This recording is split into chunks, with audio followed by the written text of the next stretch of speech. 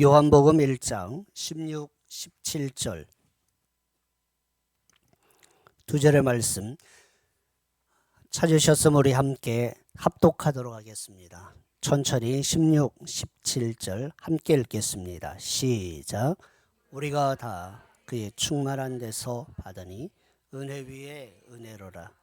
율법은 모세로 말미암아 주어진 것이요 은혜와 진리는 예수 그리스도로 말미암아 온 것이라. 아멘. 우리가 함께 읽은 본문을 중심으로 은혜와 진리가 충만한 예수님이라는 제목으로 하나님 말씀 함께 나누겠습니다. 우리 설교 제목 같이 한번 읽어볼까요? 시작. 네. 제목만 보면 여기에 뭐 더 할 게 있겠나 싶지만 그래도 오늘 이 시간은 설교 시간이잖아요. 그죠? 뭔가를 좀 더 해야 되겠죠. 그죠? 여러분 우리 충만이라는 단어가 그렇게 어렵게 다가오지는 않습니다. 왜냐하면 뭐 성령 충만, 은사 충만, 뭐 기쁨이 충만, 뭐 사랑 충만 등 우리가 실제로 많이 사용하고 있기 때문에 그렇습니다. 충만이라는 말은 한껏 차서 가득함이라는 사전적 의미가 있습니다. 한껏 차서 가득하다 그런 뜻으로 충만이라고 우리가 쓰고 있습니다. 그리고 이 단어는 이 말은 자체로 독립적으로 쓰이기보다는 어떤 것의 상태를 표현하는 말과 함께 쓰입니다. 그냥 충만하면 이름에는 붙지만 충만해놓고 보면 이게 뭐야? 뭐 어떻다는 거야? 라는 생각을 할 수밖에 없지 않습니까? 그래서 무엇이 충만하다. 어떤 것의 상태를 표현하는 말과 함께 쓴다는 것입니다. 의욕이나 자신감 따위로 충만하다. 야, 그 사람 보니까 자신감이 흘러넘쳐 충만하다. 이렇게 표현하죠. 행복과 기쁨이 가정에 충만하기를 바랍니다. 라는 말을 할 때 상대방에게 행복과 기쁨이 한껏 차고 넘치기를 바란다는 축복이 되겠죠. 가끔은 여러분 경험하셨습니까? 물 받으며 딴 생각하다가 물이 그냥 급 속에 물이 가득 차고 흘러 넘친 경험. 그래서 물걸레질했던 경험 저는 종종 있습니다. 물이 충만한 상태가 되겠죠. 요한복음 1장 14절 말미에는 예수님의 모습을 그렇게 표현합니다. 은혜와 진리가 충만하더라. 함께 읽어보시죠. 요한복음 1장 14절입니다. 시작.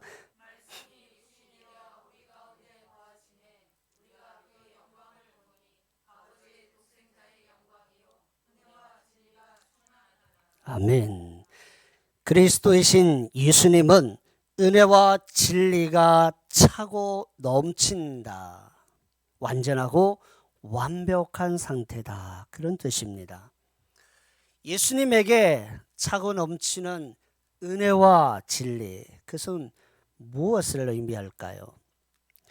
여러분, 은혜, 이걸 헬라어로는 카리스라고 합니다. 이 카리스는 자격 없는 자가 받는 호의나 배려입니다. 자격 없는 자가 받는 호의나 배려. 요즘은 거의 볼 수 없는 교통문화지만 현금을 내고 버스를 타던 시절에는 1, 20원이 부족한 상태로 버스에 올라 사정을 이야기하고 버스를 타기도 했던 때가 있었습니다. 정확하게 말하면 버스비를 정확하게 단 1원도 부족함 없이 내야 버스를 탈 수 있는 자격, 승객의 자격이 되겠죠. 그러나 부족한 상태를 알고도 태워주는 경우에는 호의를 받은 것이지요. 그럼에도 은혜라는 단어를 우리는 일상에서 자주 쓰지는 않는 것 같습니다.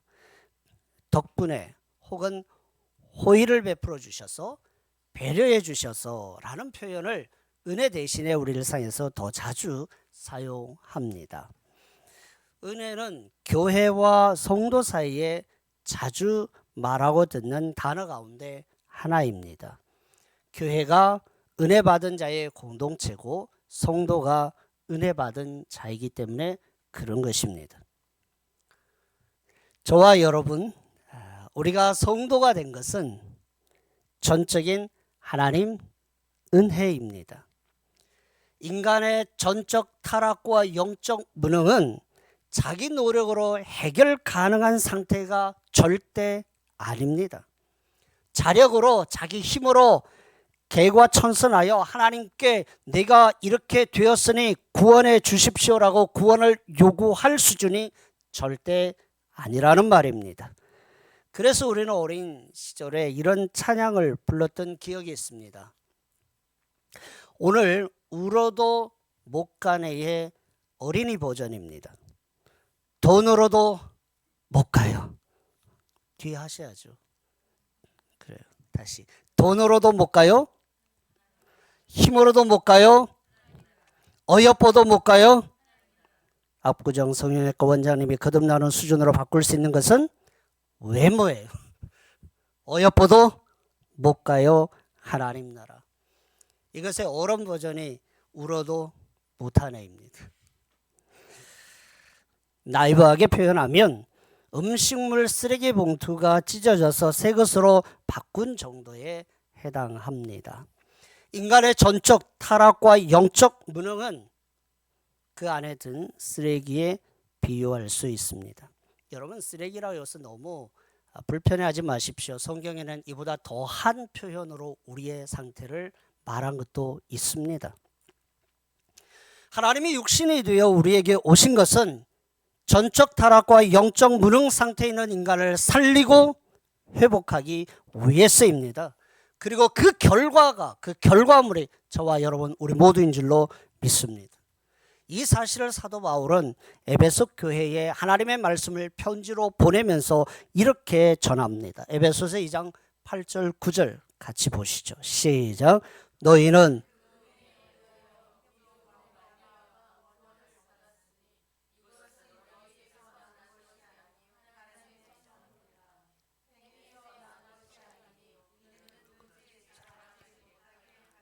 아멘. 우리는 그 은혜에 의하여 그 은혜로 구원을 받았습니다. 그 은혜는 말씀이 육신이 되어 이 땅에 오신 그리스도 예수시며 또한 그를 보내신 하나님의 주권적 행위인 줄로 믿습니다. 하나님께서 친히 이 땅에 육신이 되어 오시는 그런 호의를, 그런 배려를 우리 인간에게, 죄인에게 베푸셨기에 우리가 구원의 은혜를 받은 것입니다. 은혜와 진리가 충만한 예수님. 은혜와 달리 진리라고 하면 헬라어로 알레세이아라고 하는데, 이 진리라고 하면 언뜻 생각하면 철학 용어처럼 들립니다. 왜냐하면 진리가 무엇인가, 이것이 세계사에서 철학을 한다는 사람들에게는 결코 포기할 수 없고 또 하지 않으면 안 되는 철학의 주요 주제였기 때문입니다. 그것이 바로 진리 탐구죠. 하지만 성경은 육신이 되신 하나님, 다시 말해 예수님이 곧 진리다 라고 선언합니다. 요한복음 14장 6절에서 내가 곧 진리라고 했죠. 내가 곧 하니까 길부터 나오시는데 맞아요. 길부터 시작합니다. 내가 곧 길이요. 그래요. 두 번째 진리가 나옵니다. 내가 곧 진리라고 말씀하시고 보혜사 성령을 일컬어서 무슨 영이라고요? 진리의 영이라고 요한복음 14장 17절에서 선언했습니다. 예수님은 스스로를, 예수님의 정체성을 진리라고 했습니다. 이것은 여러분 하나님은 진리다라는 말과 같아요. 시편 31편 5절 한번 볼까요? 내가 시작. 내가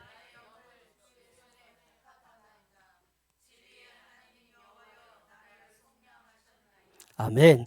내가 나의 영을 주의 손에 부탁하나이다. 진리의 하나님 여호와여 나를 속량하셨나이다.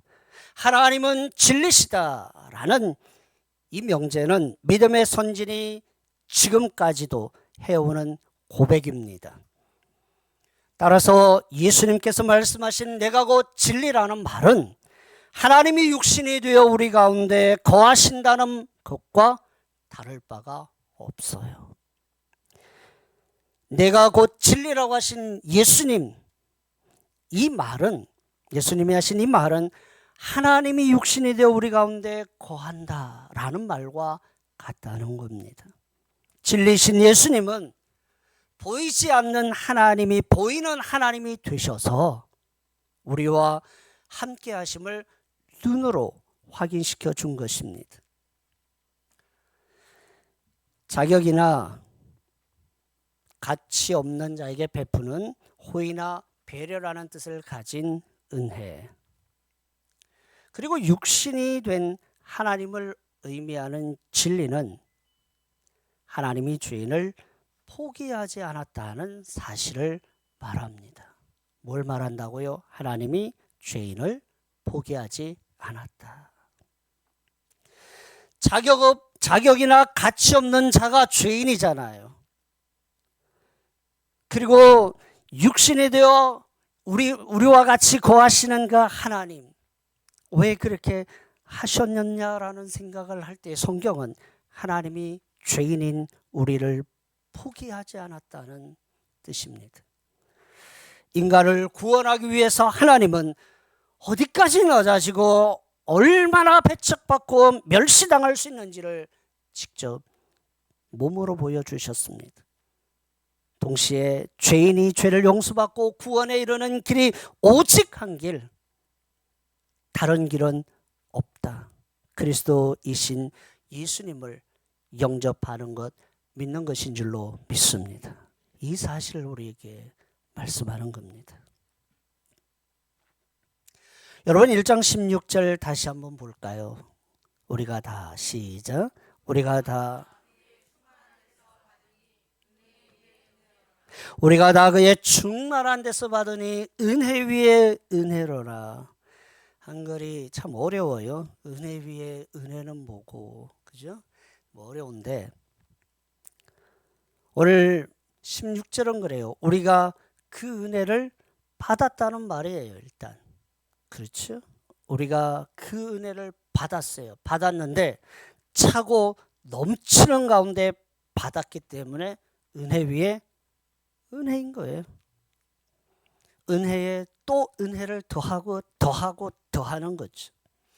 예수 그리스도는 은혜와 진리로 충만하기에 받고 받아도, 또 하나님은, 우리 주님은 은혜와 진리가 충만하시기에 주고 주어도 여전히 넘쳐나는 분입니다. 그 까닭에 누구든지 오라, 언제든지 와서 받으라고 말씀하셨어요. 여러분, 주머니 사정이 좀 넉넉하면 뭐 손주들이나 자녀들이 와서 뭐 하면 그래 언제든지 와라 이러는데, 조금 어려우면 올까봐 너무 자주 오는 거 아니야?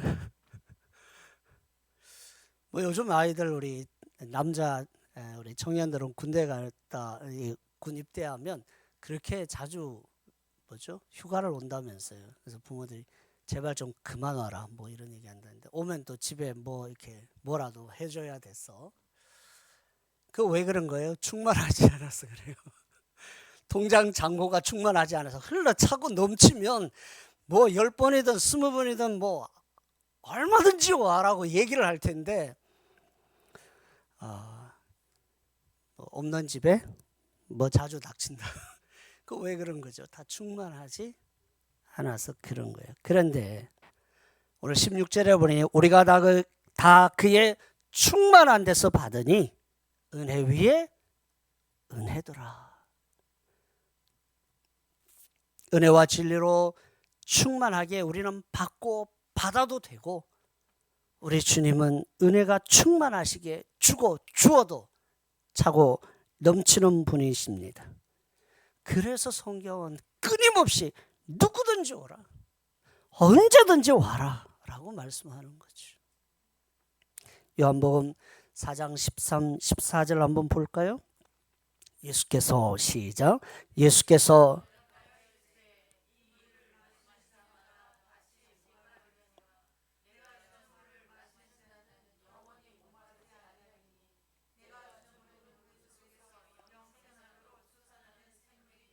아멘. 그래요. 영원히 목마르지 않는 이유는 충만하시기 때문에 그런 거죠. 충만하시기 때문에. 그러므로 모든 죄인이, 아니 세상의 모든 인생이 할 수만 있다면, 그리고 반드시 해야 하는 일이 있다면 그건 자명합니다. 그리스도이신 예수, 은혜와 진리가 충만한 예수께로 나가는 것입니다. 누구든지 말이죠. 언제든지 말이죠. 그 예수께로 나가는 것이에요. 이것은 성경 전체를 관통하는 사실입니다. 이사야 55장 1절을 함께 보시죠. 오호라, 시작. 오호라 너희 목마른 자들아.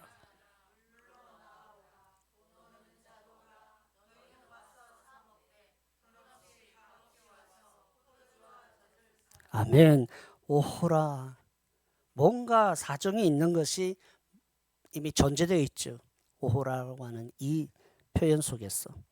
그런 상태에서 너희 목마른 자들아, 다시 말해서 목마른 자들아, 지금 가라앉은 어떤 상태에 있다는 것을 이미 존재하고 있어요. 목마른 자들아 물러나오라. 돈 없는 자도 와라. 와서 먹되 돈 없이 값 없이 와서 포도주와 저절 사라. 오라고 말씀합니다. 성경은 오호라 너희 목마른 자들아, 목이 마른 자라면, 내가 가람을 느끼는 자라면 물러나오라. 돈 없는 자도 오라. 와서 먹되 실컷 먹고 돈 없이 값없이 와서 가져가라. 우리 주님이 하신 말씀이죠. 히브리서 4장 16절, 제가 12월 초초에도 함께 여러분과 읽었던 내용입니다. 한번 읽어보시죠. 시작. 그러므로 우리는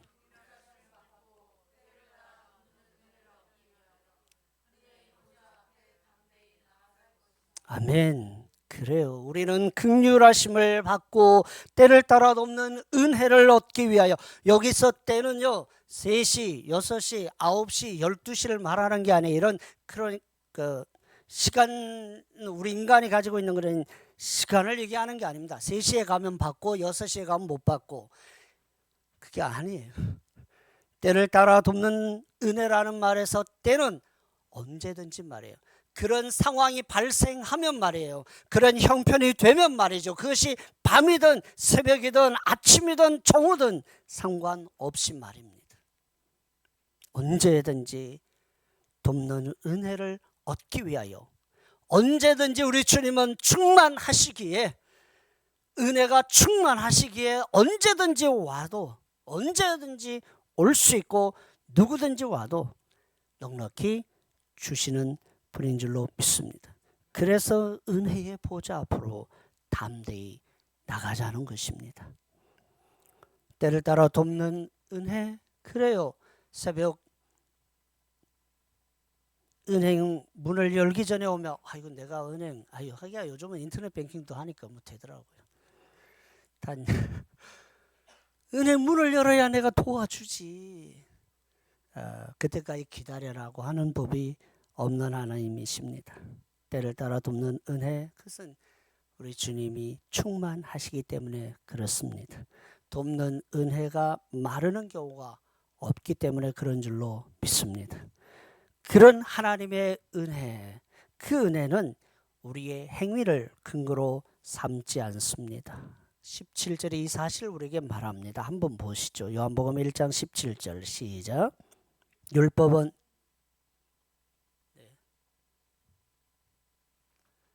요한복음 1장 17절입니다. 함께 보시죠. 시작.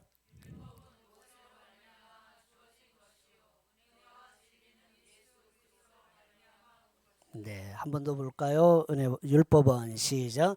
율법은 모세로 말미암아 주어진 것이요 은혜와 진리는, 아멘. 하나님께서 모세를 통해 주신 율법은 사람의 행위를 근거로 삼습니다. 그러나 은혜와 진리로 충만한 그리스도 예수는 영접하는 자마다 값없이 때를 따라 돕는 은혜를 베풀기에 넉넉하신 분인 줄로 믿습니다. 17절에서 율법과 은혜가 대등한 관계에 있다. 그리고 이 대등한 관계에서 무엇이 우위냐를 논하려는 것이 절대 아닙니다. 율법이 모세를 통해 주어졌다면, 전달되었다면 모세에게 율법을 주신 그 하나님이 직접 오셨다는 사실을 말하고 있습니다. 그래서 17절에서 율법은 모세로 말미암아 주어진 것이고 은혜와 진리는 예수 그리스도로 말미암아 온 것이라고요. 오셨다고요. 그렇게 말하고 있습니다. 모세와 예수님은 비교하여 우위 또는 높낮이를 말할 필요가 없는 관계가 아니겠습니까? 그러므로 은혜와 진리로 충만한 예수 그리스도로 시작해야 율법이 가진 순기능도 비로소 바른 이해와 가치를 나타낼 수 있습니다. 이 둘의 관계를 우리가 굳이 정리하자면 그렇습니다. 은혜를 바탕으로 실행하는 율법이어야 유익이 있습니다. 율법이 칼이라면 은혜는 칼집에 해당합니다. 오늘 말씀을 마무리합니다. 은혜를 바탕으로 실행하는 율법이어야 합니다. 그래야 유익합니다. 그저 율법만 휘두르면 그냥 칼을 휘두르는 거예요. 율법이 칼이라면 그래서 은혜는 칼집에 해당한다는 말씀을 드린 겁니다. 율법주의의 그 칼날을 무지하게 휘두른 자에게는 은혜의 칼집에 꽂아둘 것을 지금 말씀하는 것입니다. 또 그 칼날에 희생당한 수없이 많은 자에게는 생명과 구원을 주시는 은혜와 진리의 주 예수 그리스도께 오라고 초청하고 있는 말씀입니다. 은혜와 진리가 충만한 예수님, 그저 예수님이 그렇다고만 생각할 것이 아니라 그렇기 때문에 우리는 언제든지 누구든지 때를 따라 돕는 은혜를 얻기 위하여 주님께로 갈 수가 있고 가도 되고 거기에는 예외가 없다는 사실을 오늘 우리에게 말씀하는 내용인 줄로 믿습니다. 이 사실을 우리가 마음 깊이 새기고 하나님은 은혜와 진리가 어떠하신 분이라고요? 충만한 분이시라고요. 앞에 김 집사 주고 네 줄 거 없다. 좀만 기다려라. 이런 주님이 아니시라. 충만한 주님이시라는 사실을 여러분 믿으십시오. 그리고 히브리서 4장의 말씀처럼 은혜의 보좌 앞으로 담대히 언제든지 나가십시오. 하나님이 여러분을 회복하시고 구원의 은혜를 또한 베푸실 줄로 믿습니다.